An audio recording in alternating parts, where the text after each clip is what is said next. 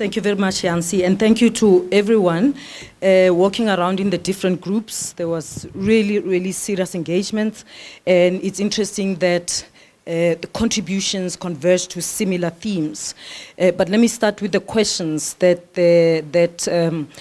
were considered for this thematic discussion. The first one was, what needs to happen in South Africa to address reservations or concerns that people have about traditional knowledge? And traditional knowledge in this case means knowledge and skills that have been passed on from generation to generation. The second one is, what needs to happen in South Africa to improve public access to reliable science and technology information? I think the first question is not for my group, but the second question was for my group. So anyway, 3 points came up. And the first one is, people raised what's the biggest challenge in terms of improving access to reliable S&T information, but also in terms of traditional knowledge. So the first one is the diversity and cultural beliefs. I took from different groups, they talked about this in different ways. And the solution was, because they said, well, this is the biggest challenge, the fact that we are diverse and we've got different cultural beliefs. And so in terms of proposed solutions, it's that the main one was that there has to be an effort to present information in different languages by differently abled people with different cultural beliefs. So, and I think earlier on, Michael Khan mentioned the issue of language and the fact that perhaps there are radio stations that focus on, that use particular languages, ethnic languages, and this talks to that when we think about sharing science and technology information, we should think about doing that in a multiplicity of languages and foreground local languages, community radio stations, and passionate presenters, knowledgeable presenters, or content creators who can share this in their language group, in their language, the local language, but also consider people who are able differently, and people who come from different cultural beliefs, because then in that way, it will be one way in which we can improve the public access to reliable S&T information. The second one was about, I put it together under the heading accessibility and reliability. So the issue of accessibility, the issue there were concerns about the fact that people don't have access to internet or infrastructure and so on. How do we solve this problem? And it sort of, in the discussions, spread to, but you can't just make internet access available. We know people have the phone, you can't just make internet access available because then that means that people just have access to Wi-Fi, and they might still go to the sites that perpetuate fake science. So how do you make sure that in improving accessibility, you also improve reliability of information?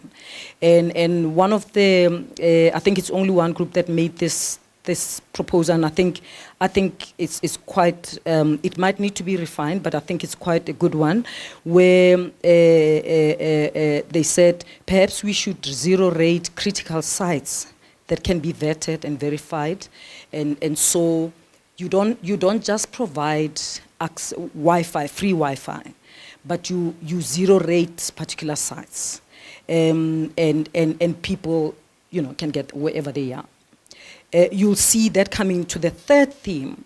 The third theme being dissemination and misinformation, and there's a convergence here in terms of what the solution be if the big problem is dissemination and misinformation.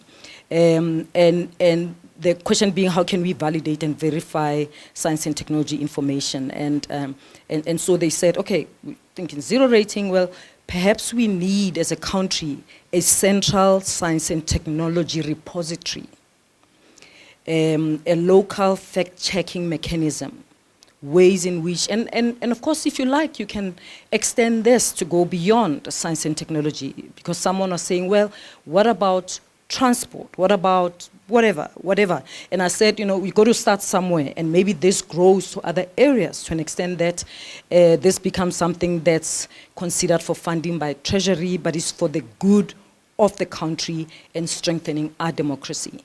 And so you have a particular entity that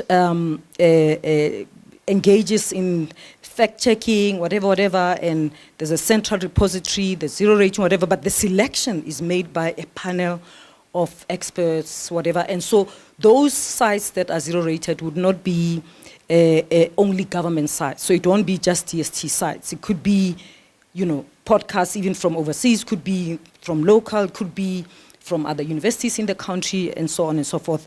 But in so doing, you are increasing the reliability. So the information that people can access without stress, without having to pay and worry about whether they have Wi-Fi or not, is checked.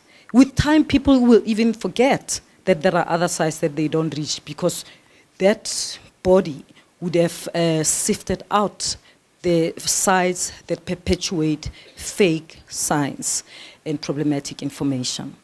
So I'm going to pause there, stop there, and see if there are questions. But I thought these three, when I went through the groups and looking at what people are doing, I think they gravitated to the same things. And in my view, I think the groups did exceptionally well, because they've sort of suggested things that can be done, considered for doing, if we were to advise governments. And thank you very much, Yancy. My name is Mpho Sekhala from the agricultural sector. Mine is not a question, but maybe just a comment to say, as much as we are doing this voluminous work, one is wondering as to why our government is not initiating maybe a TV channel that will showcase the government work or the government-funded work, including even private sector, so that we've got enough space to showcase and run education kind of programs. Because with the SABC and the others that are existing, I don't think we are getting enough coverage. So maybe it's time that DSI and GCIS, you come up with a channel that will at least capture the work that we are doing as government and help us to promote science. So mine, it's both a question, and a comment, basically, because I've observed something throughout the presentations that we've had since yesterday. I've realized that we've been focused on the role of media, what the media should do, what they're supposed to do, what are they doing, what is it that they are not doing sufficiently and stuff. But based on my background and experience, I've also realized that the department is not doing justice as well, because we always celebrate or host these science events and stuff. But what happens beyond them? When we are done here, when we depart and going back to our various destinations, what happens? Because not so long ago, I attended another event in Free State. It was Science Week, if I'm not mistaken. We had a wonderful presentation by a learner. I think it was a grade 8, if not grade 9 learner from Venda in Limpopo, who had created a hydro-powered vehicle. The only thing that government could do or done for that kid was just to award him with a laptop and an amount of money, and then it ended there. So is the government waiting for next year again? We're going to celebrate Science Week, where it's going to shine a spotlight on that learner. So that's one of the questions that I have. As much as we want the media to play this marvelous role, we want the media to do 1, 2, 3, and 4. But what about our government? Because I feel like the government has capacity to invest in such. It's a locally produced invention, which the government should foster. And if the government fosters such initiatives, it's also send a clear message to other learners. They get encouraged, they get to love science, as they have mentioned that maths or science is not just difficult. It also has to do with people who teaches these subjects. It also has to do with what are we benefiting out of this, you know. So I feel like our government also should do so much. For now, I feel like it's doing less. We are inventing. We've got so many inventions in South Africa, trust me. But they don't go away anyway. They don't fly higher. We need an investment in such as well. So thank you so much. Thank you for that. Someone from government, would you like to respond? Someone from DSTI? To piggyback on what the gentleman at the back said about having channels, channels to advertise science, to talk about science, I recently noticed that the updated version of TikTok has a STEM, a STEM feed. So what is the government planning, or is the Department of Science planning on actually doing something about collaborating or doing something about it to represent South Africa and South African sciences within that feed, or creating anything of that sort? Yes, I know that DSTI has got a massive marketing campaign, which includes the social media platforms, and they're also working with grassroots innovators. But I'll give the floor to Imran Patel a bit later, and he can respond, or one of his colleagues can respond on those questions of what government is doing, because we're really talking about the department that's hosting this conference at the moment. I wanted to say that the thing, just as a member of the public, the issue about the extra television channel, I'm sure you recall that during COVID, the government had a channel that was dedicated to teaching particular subjects, and it was meant for basic education. Of course, the big mistake that they did was they didn't take educators, they took celebrities, like Mohali was teaching English, and Somizi was teaching, I don't know, mathematics or something. So we don't need a new channel. Okay, we don't need a new channel. My view is that SABC, as a public broadcaster, the channel is there. So you don't want to separate science so much from the mainstream that I have to like go, it must be, in my view, it must be intertwined with what's there. So I think we've got to realize that. And then, yeah, and then we shouldn't always think government is going to do everything for us. So there's a hydro-powered car by Elena, great. And maybe the sponsor who takes it up to somewhere else is someone else, but other entities will do something with that. So good question to ask, but I think many people can do many other things with it. So I want us to get out as South Africans from this idea that government is here to rescue us. Thank you. Good afternoon again, colleagues. The question that was asked was what needs to happen so that people in South Africa influence government policies related to science, technology, and innovation. The groups, as a collective, there were points that they shared, like co-creating of knowledge, co-production of knowledge, encouraging public participation, working with evidence, and mobilizing communities. But where I want to emphasize and sum up all what these groups all said and what gravitates to, and the question I'm posing to myself now, as opposed to when I posed to you, and it's unfortunate I'm going to pose the question to myself and answer it again. What does this tell us about people's interest in STI policy development? What is emerging is that people want to participate in policy development. But where policy choices are made, policy makers need to explain why this policy choice and not that one. And so people want to be taken along in terms of policy development, and when policy decision making is done, people also want to know. The emphasis with policy decision making is that it happens now in the room and you have to make the policy decision now. You can't wait until everyone has supported it. So you have to make the policy decision now, but people want to hear why, and then they can be taken along. The second question that was posed, what needs to happen to make it possible to influence private sector R&D? People emphasize accountability, that they want this thing to happen, but there must be accountability. And people said there must be a clear agenda. What is it that R&D is going to promote? And they emphasized innovation. And people and the groups and the colleagues said there are policies already, and we can leverage on existing policies going forward. And they emphasized that the R&D must have a component of developing skills, especially for the youth. There was then a reminder from one of the colleagues, I'm not going to mention the name, that we have been silent on engineering. And yet engineering is so crucial, both to take science forward. You need science, but to produce the technology, you may need the engineer.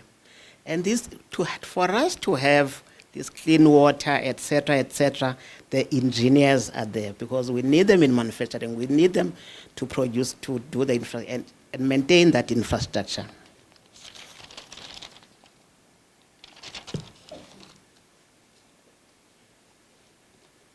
So I'm posing the question again in terms of ending or summarizing this discussion on what needs to be done to influence private sector investments in R&D. There is a great interest in R&D amongst colleagues. That was very clear. But people want to know, what is this R&D focusing on? What is going to be the benefits of R&D? And how are they going to benefit from this R&D? The support is there, and we encourage policy makers and policy decision makers to communicate more in terms of what is being done, what problems are they solving. And there are many problems that are solved, but my own, and I'm now showing my bias, is that if we can be able to solve local problems, R&D solving local problems, because while the food, for example, is a global issue, the people themselves are in households. They are starving in their household. So if we solve the local problem at a household level, at a village level, at a ward level, then we can go into the local government and on and on. The impact of the policy, that's the point I'm trying to make. The impact of the policy is felt by the individual as an individual, and sometimes as a grouping as a whole. And all of them, they want to be seen as participating and want their views to be heard in terms of R&D. I thank you. So the two questions were, what kind of activities should we promote for science engagement, and then what are the enablers and barriers to that? So it was fascinating to see what the groups were talking about. And I think the things that stood out was that we need engagement activities that deal with dialogue and debate, so people want to speak to each other and engage with each other around science. We want to have cool, fun, exciting, what one group called science edutainment, so festivals, and it was interesting, one group mentioned that we should bring back puppet shows and arts-based things, so all kinds of creative ways to draw, because when you create edutainment, you bring along families, and then everybody learns about science. I love the term that the one group said, we need to bring science into society. So it must be science in society, so that it's an everyday life. Science permeates everyday life, and it came up a lot in the one particular group. So how do we create engagement activities that bring science to everyday life for communities everywhere? And then an interesting idea that wasn't spoken about so much in the presentations was exposure to science. So examples of job shadowing, internships. I know ocean stewards bring in young people to experience the ocean. So I think this exposure and idea around how do you bring young people into these spaces is so important. And then, of course, we heard a lot about media and TV and how you use that for activities. So those are the big groupings. And then the enablers and barriers were interesting. They sort of relate to each other, I think, in many ways. But you want to create science inclusion. So that links to one of the barriers where you have to deal with different perspectives, or where people feel that science isn't for them, or it's never going to be part of their lives because it's too hard or too difficult, or science is boring. And so if you make science inclusive and, in a sense, demystify science, then you're going to bring everybody in. Again, this idea of making it part of everyday life and exposing young people to science from a very early age, and letting them understand that science is part of how they live in the world. Of course, we've heard about availability of infrastructure and investment in particular things that can support science learning, policies, funding, and then community and parent support, so this culture of science, so that everybody's supporting that learning.